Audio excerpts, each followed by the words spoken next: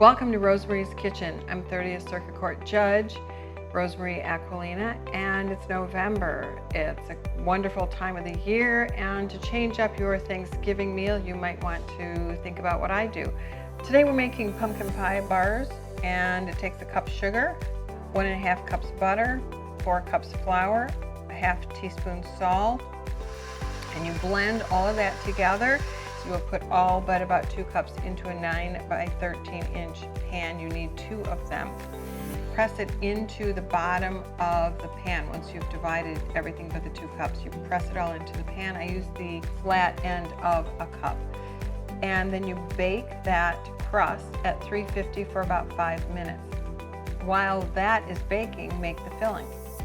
The filling is 5 eggs, slightly beaten. I use jumbo eggs, 1.5 cups of brown sugar, 1 cup white sugar, 1 large 29-ounce canned pumpkin, and 1 1/3 cup canned evaporated milk, 2 teaspoons cinnamon, half teaspoon cloves, 1.5 teaspoons nutmeg, and a half teaspoon ginger. And the cinnamon, cloves, nutmeg, and ginger are all ground. Put everything together and beat it.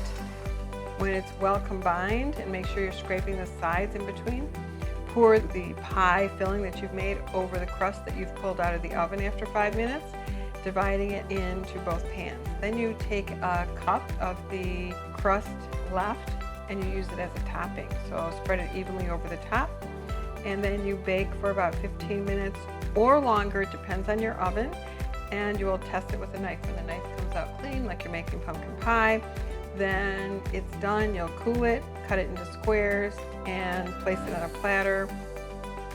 Thank you for joining me in Rosemarie's Kitchen. Happy Thanksgiving. Until next time.